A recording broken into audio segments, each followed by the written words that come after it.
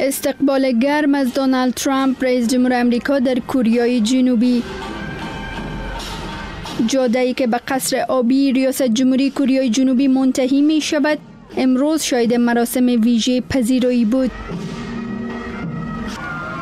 از این مراسم چنان می نماید که دو کشور متحد روی مسائل زیاد مهم بحث خواهند کرد. رئیسان جمهور آمریکا و کره جنوبی سپس در یک نشست خبری حضور یافتند.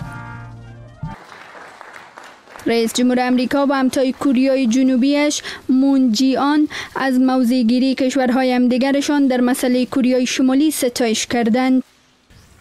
ما به صورت مشترک با اقدام‌های کره شمالی برخورد خواهیم کرد و جلوی رژیم دیکتاتوری را خواهیم گرفت که زندگی میلیون‌ها تن را تهدید می‌کند. سفر 12 روزه دونالد ترامپ به کشورهای آسیایی با برخی مخالفت‌ها به همراه شده است. اینجا در مانیلا پایتخت فیلیپین شمار زیاد به جاده‌ها برآمدند و بر ضد سفر ترامپ به کشورشان شعار می‌دهند.